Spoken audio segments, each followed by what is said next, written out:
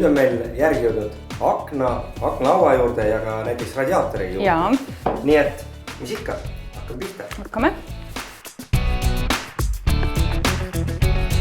Lihvime. Ja enne värvimist, kuna siin on lakk peal, siis et seda lakki me päris nagu maha ei võta, aga me teeme ta kergelt matiks, et oleks parem nakkuvus ja siis me saame ka seda vahtadada.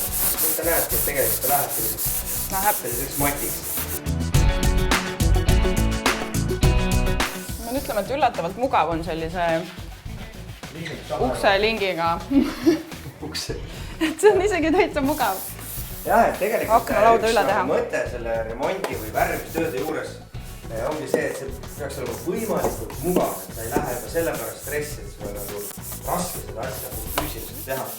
Sellepärast, et ongi töövahendid, korralikud töövahendid, õiged töövahendid, õiged värvid ja siis läheb... No aga tihtipeale, kui mina näiteks tavainimene, ma ei tea midagi, sest ma lähen poodi, ma ei oska iial küsidagi sellist asja, mina võtan lihtsalt ühe tüki seda lihvimispaberit ja ma ei tule selle pealegi, et ma võiksin küsida mingit sellist lingiloodset toodet.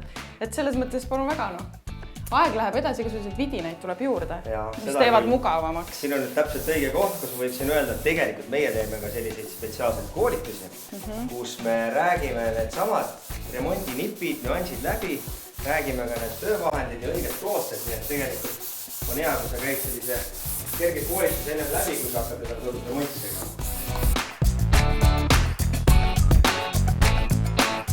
Paneme siia natukene teipi ette ja värvime siis selle akna, selle siseosa ära. Jah. Nii, ma usaldan selle sulle. Jaa. Ja jällegi, et lihvimisel me ei pea lihvima kõiki siin peensustesse, uuretesse, vaid teeme lihtsalt sellise kerge lihvi. Võtan siit lihtsalt, jah? Jaa, natukene see pind ühtlustub ja natukene ta karestab, et see värv paremini naktub.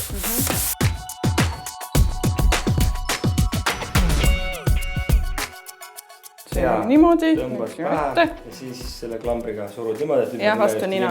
Ja see nüüd on tolmumask, aga tegelikult kui sa nüüd näiteks teeksid mingisuguse lahustiga või mingisuguse mürgise ainega tööd, siis tegelikult on ka seal spetsiaalselt maskid, siis enam see ei võta neid aure linni, see võtab tolmud.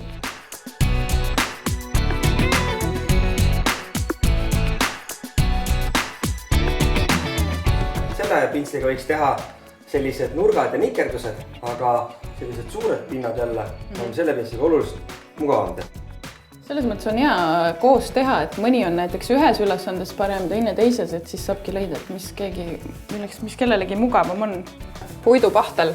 Me paneme nii vähe pahtlit kui vähegi võimalikult. Me sisuliselt kraabime maha, et jääb ainult sinna auku see pahtel. Ja idee poolest seda pahtlit võib panna ka metallile, aga siis on vaja, et ta on eelnevalt ära krunditud. Radiaatori värvimise juures üks selliseid töövahendeid on just spetsiaalne pintsel, mis on esiteks ta on pika varrega, teiseks ta on otsast kerge nurga all, just sellepärast, et sa saaksid siia igale poole vahele ligi ja saaksid ilusti värvida.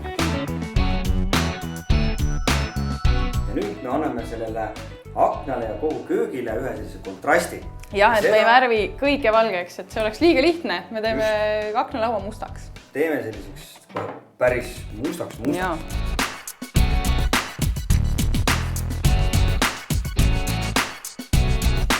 Akna värvimisega saime ka nüüd ühele poole ja ma vaatan, et õnnestus päris hästi, et ennem kui ta oli pruun, siis nüüd see valge värv on ta ilusti ära katnud. Minu arust annab see valge toon ka seda, et annab valgust rohkem. Ja aknalaua me värvisime nüüd pintsliga ja just sellepärast, et jääks rohkem sellist pintsli jälge sisse. Kuigi seda tegelikult võib teha ka rulliga. Et vastavalt sellele, siis, kuidas sul see maitse on. Ning radiaatoril peitsime ta visuaalselt natukene seina sisse sinna ära ja värvisime ta radiaatori värviga. Et võib olla kindel, et see nüüd seda kütteefektiivsust maha ei võta, et kütab täpselt samamoodi edasi ja niimoodi meil see värvimine siis nüüd õnnestus ka. Väga ilus!